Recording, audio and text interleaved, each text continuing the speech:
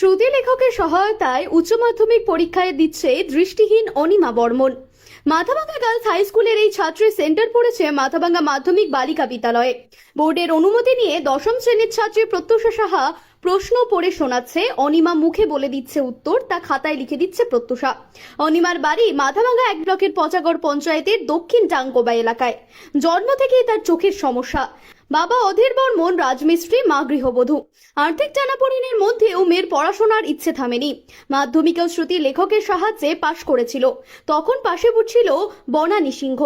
এবার বোর্ডের অনুমতি নিয়ে উচ্চ মাধ্যমিকেও সেই পথেই এগিয়েছে। শ্রুতি লেখক প্রত্যুষা বলে, দিদির পাশে থাকতে পেরে ভালো লাগছে। আমারও বোর্ড পরীক্ষার অভিজ্ঞতা হচ্ছে। পরীক্ষা দিচ্ছ? সমস্যা কি আছে তোমার? চোখের সমস্যা। তো কে পরীক্ষা দিচ্ছে তোমার হয়ে? আমার হয়ে আমি প্রত্যুষা বলু। প্রত্যুষা বনু। ও কোন ক্লাসে পড়ে? ও 10-এ পড়ে, ক্লাস 10-এ পড়ে। আচ্ছা, এর আগেও দিয়েছিল তোমার পরীক্ষা? প্রথম সেমিস্টার ও দিয়েছিল। এবারও ওই দিবে। প্রস্তুতি কেমন আজকের?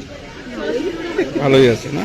কি নাম তোমার? অনিমা বর্মন। কোন স্কুল থেকে পরীক্ষা দিচ্ছ? Girls Mathabhanga girls school. বাড়ি কোথায়? বাড়ি দক্ষিণ ডাঙ্গা। তুমি উচ্চ মাধ্যমিক পরীক্ষা দিচ্ছ, অনুভূতিটা কেমন?